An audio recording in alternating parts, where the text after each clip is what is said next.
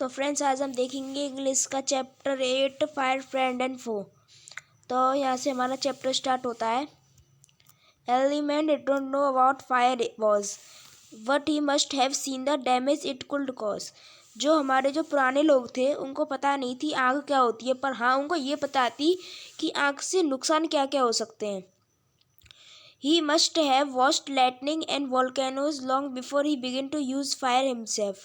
उन्हें आग इस्तेमाल करने से पहले उन्हें ये देखा था कि कैसे बिजली चमकती है और कैसे बल्ब वो जो होते हैं ज्वालामुखी जो होते हैं वो फटते हैं, तो उनको फिर आग से डर लगता था और वो आग वो यूज़ नहीं करते थे। Fire was powerful and dangerous and he was frightened. जो आग जो होती है वो काफ़ी ताकतवर और काफ़ी खतरनाक होती है, जिससे वो बहुत ज़्यादा डरते थे।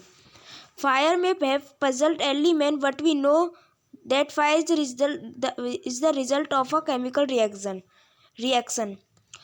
फायर बहुत ही ज़्यादा वो होती है, पजल्ड होती है। वो पुराने लोगों के लिए वो जानते नहीं थे कुछ, पर हमें पता है कि जो फायर होती है उसको हम कैसे इस्तेमाल करें। वो एक केमिकल रिएक्शन से बनती है। When the oxygen in the air combines with carbon and hydrogen in a fuel, a chemical reaction takes place. जब ऑक्सीजन से कोई एयर कंबाइन होती है, कार्बन और हाइड्रोजन जो फ्यूल होता है उसमें हाइड्रोजन और कार्बन और ऑक्सीजन का कंबाइन होती है, जब एक केमिकल रिएक्शन होती है। हाँ, energy in the form of heat and light is release in this process.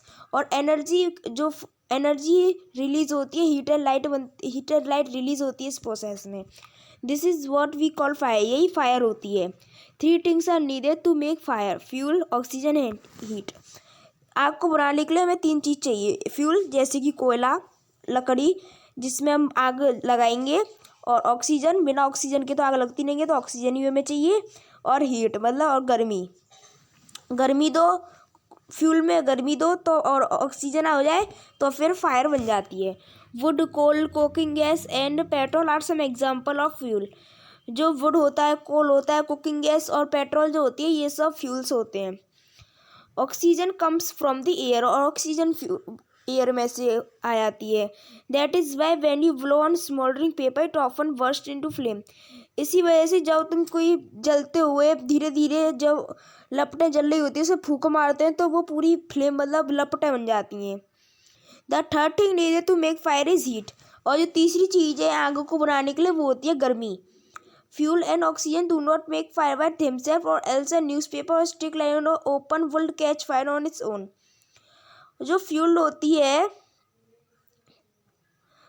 और ऑक्सीजन होती है वो फायर नहीं बनाती है अपने आप, और else a newspaper or stick lying open will catch fire on its own. और न्यूज़पेपर और जो स्टिक होती है वो ओपन में अपने आप कैच फायर कर लेती है। To one a piece or paper or wood we heat it before it catches fire. मतलब जो पेपर और वुड का जो पीस होता है उसको हम गर्म करते हैं उसको आग लगाने से पहले। We generally do it with lighted match. हम आमतौर पर इसको माचिस की तिल्ली के संग करते हैं। Every fuel has a particular temperature at which it begins to burn. किसी भी फ्यूल का, जैसे कि लकड़ी, कोयले, कोई भी फ्यूल का एक पार्टिकुलर टेम्परेचर होता है जिसपे वो जलना शुरू हो जाता है। This temperature is called the flash point और kindling temperature of the fuel. इसको हम फ्लैश पॉइंट और किंडलिंग टेम्परेचर कहते हैं फ्यूल का। It is something said that fire is a good servant but a bad master. कभी कभी हम कहते हैं कि जो आग होती है वो कभी कभी अच्छी नौकर भी होती है और कभी कभी बहुत बुरी हमारा बॉस भी बन जाती है। It only means that is fire is very useful as long as it's kept under control. इसका मतलब यही है कि जब तक आग हमारे कब्जे में रहती है तब तक वह बहुत अच्छी होती है, और जैसे ही वो हमारे कब्जे से बाहर निकल जाती है, हमारे कंट्रोल से बाहर निकल जाती है, तो फिर वो अपना विकराल रूप धारण कर लेती है। For instance we use it for cook our food, warm our homes in winter and to generate electricity. फिर भी हम अपना जो आग होती है वो अपना खाना पकाने के लिए, अपने घर को गर्म करने के लिए सर्दियों में, और इलेक्ट्रिसिटी को जनरेट करने के लिए हम अपना आग को इस्तेमाल करते हैं। But on the other hand if fire gets out of control it can be very dangerous. पर दूसरे हाथ पे अगर हम देखें तो अगर आग हमारे कब्जे से, अगर हमारे कंट्रोल से बाहर भी निकल जाती है तो वो सब कुछ तहस नहस कर देती है, वो बहुत ज़्यादा खतरनाक हो जाती है। Each year thousands of homes and shops are damaged by fire. हर साल हम देखते हैं कि हजारों घर और दुकानें आग की वजह से तबाह हो जाती हैं। Vast areas of forest are also destroyed. Hundreds of people are killed or injured. जो जंगल के जो इलाके होते हैं वो भी तबाह हो जाते हैं और हजारों लोग मर जाते हैं और घायल हो जाते हैं आग की वजह से। Just as 3 things are needed to start a fire. जैसे कि हमने पहले बता दिया था कि आग को स्टार्ट करने के लिए 3 चीज़ चाहिए। कौन कौन सी? ऑक्सीजन, फ्यूल और heat. There are 3 means in which a fire can be put down. और 3 चीज़ चाहिए जिससे हम अपने फायर को पुट डाउन मतलब बुझा सकें। In each one of the 3 things needed for burning is taken away. For example, we can take away the fuel. जैसे कि हम उदाहरण ले सकते हैं कि जैसे कोई आग जल रही है, जैसे लकड़ी जल रही है, तो हम अगर लकड़ी को हटा देंगे तो आग ही चली जाएगी। If the fire has no fuel to feed or no burning can take place. अगर किसी आग के लिए फ्यूल ही नहीं होगी तो फिर आग जलेगी ही नहीं। We often let a fire die out simply by not adding more fuel to it. और अगर हम कोई आग जल रही है तो उसको, अगर उसका जो फ्यूल है जो पहले से डला हुआ है वो तो फिर जल जाएगा। अगर उसमें हम थोड़ा सा और नहीं डालेंगे फ्यूल तो फिर आग हमारी बंद हो जाएगी। The second way of putting out fire is to prevent oxygen from reaching it. और जो दूसरा तरीका है आग का तो वो है ऑक्सीजन, उसमें ऑक्सीजन हटा देना। No supply of oxygen means no fire. अगर हम उसमें से ऑक्सीजन हटा देंगे तो फिर उसमें कोई आग भी नहीं होगी। कोई ऑक्सीजन नहीं मतलब कोई आग नहीं। Small fires can be put down or smolder with a damp blanket और अ सैक। जो छोटी छोटी जो आग है उसको हम स्मोल्डर मतलब सफोकेट कर सकते हैं, उसमें दबोच सकते हैं कहते कंबल से। जैसे कि कोई आग जल गई और उसके ऊपर हमने बोरा डाल दिया तो उसमें से हवा तो बंद हो जाएगी, लैक हो जाएगी ऑक्सीजन की, और फिर वो आग अपने आप बंद हो जाएगी। The stop oxygen reaches is burning material. Sometime carbon dioxide use to extinguish fire. कभी कभी हम कार्बन डाइऑक्साइड यूज़ करते हैं वो आग को ख़त्म करने के लिए। और कभी फायर एक्सटिंग्विशर के अंदर भी कार्बन डाइऑक्साइड ही होती है।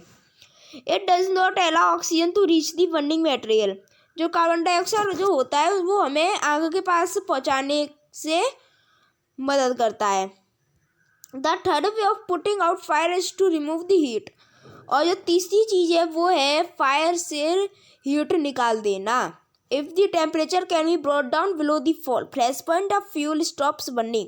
अगर हम किसी आग को उसके फ्लैश पॉइंट से नीचे ले जाएं टेम्परेचर को तो जो फ्यूल होता है वो अपने आप जलना बंद हो जाता है। You blown burning matchstick or a candle to put it out. जैसे कि कोई भी माचिस और कैंडल जल रही होती है तो उसमें हम भूख मार देते हैं तो वो फिर बंद हो जाती है। In doing so you remove the hot air around the flame bringing down its temperature below flash point and the candle goes out.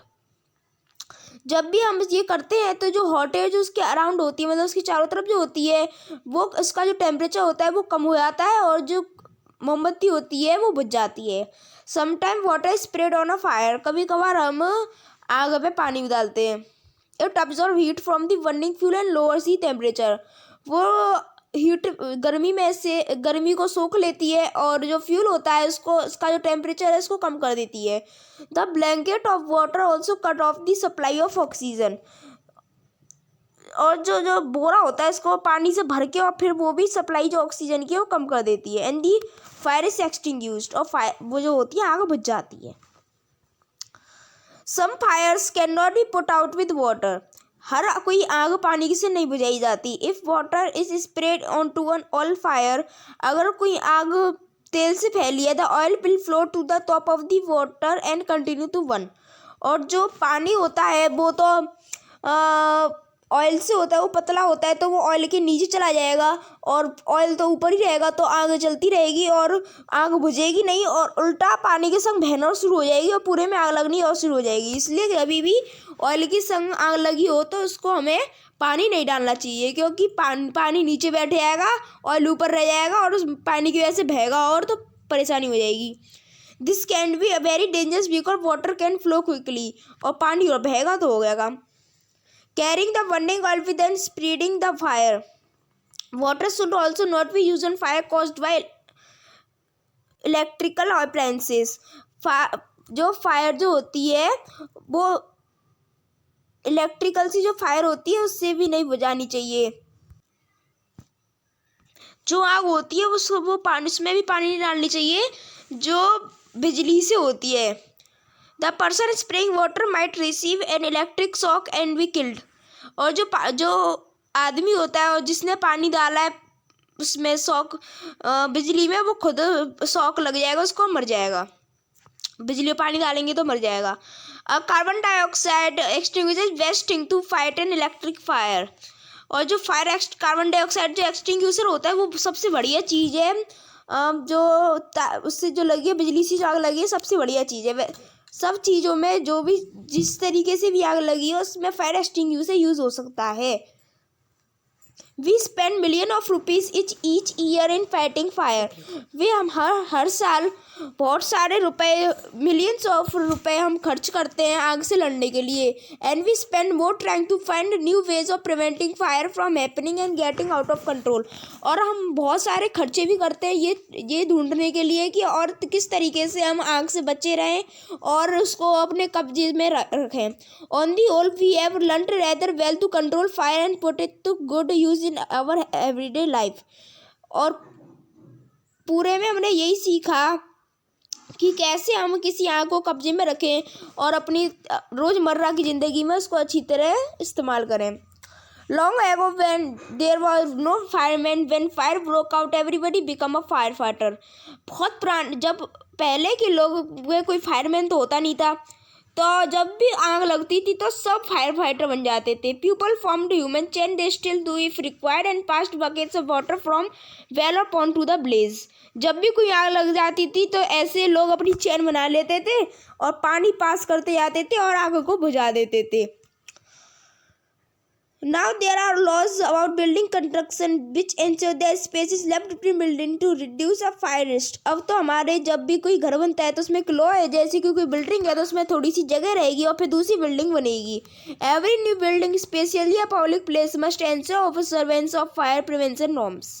और हर कोई नई बिल्डिंग बनती है जैसे पब्लिक प्लेस में तो वहाँ पे प्रिवेंशन होती है। Vans of firefighting work with special equipment known as fire brigades are put there to put out fire। अब तो फायर से आग से लड़ने के लिए बहुत सारे स्पेशल इक्विपमेंट, मतलब चीज़ें बनाई गई हैं, स्पेशल चीज़ें बनाई गई हैं जो हम फायर ब्रिगेड्स के नाम से जाने जाते हैं। वो आगों को बुझा देते हैं। Fire fighters are highly trained people. जो फायर फाइटर होते हैं वो काफ़ी ट्रेंड आदमी होते हैं। They possesses many skills. उनके पास काफ़ी तरीके से स्किल्स होती है। They cut off electricity supply, knock down dangerous walls, spray water and other material to bring fire under control. वो इलेक्ट्रिसिटी सप्लाई को बंद कर देते हैं। नॉक डाउन डेंजरस वॉल मतलब जो दीवार टूटने वाली होती है उनको तोड़ देते हैं और पानी छिड़कते हैं और दूसरे मटेरियल जो फायर के अंदर आ सकती है उनको हटा देते हैं। They are also train in first aid so that they can help people suffering from burns or the effects of smoke. वो फर्स्ट एड करना भी जानते हैं, जैसे कि कोई आग में फंस गया, जल रहा है तो वो इसको जलने से बाहर निकाल देंगे और उसका फर्स्ट एड कर देंगे और फिर डॉक्टर के पास ले जाएंगे, बचा देंगे। The discovery of fire and its uses helped early man to cope with nature better and gradually adopt a settle mode of life. आग की खोज ने पुराने लोगों को अपने नेचर के संग और भी घुल मिलना शुरू कर दिया। Fire is still worshipped in many parts of the world. आज भी आगों को कई जगहों पे पूजा जाता है। Fire is indeed a friend but as we know it can be dangerous once it gets out of control. हम जानते हैं कि आग बहुत अच्छी हमारी दोस्त है, पर हम ये भी जानते हैं कि जब वो हमारे कब्जे से बाहर निकल जाती है तो वो हमारे लिए हानिकारक हो जाती है, हमें ही क्षति पहुंचा देती है, हमें ही हानि पहुंचाती है, हमें ही मार डालती है। तो हम जानते ही हैं कि आग हमारी गुड सर्वेंट भी है, पर वो हमारे लिए बैड मास्टर भी साबित हो सकती है। Thank you. हमारे चैनल को सब्सक्राइब करें। We will succeed.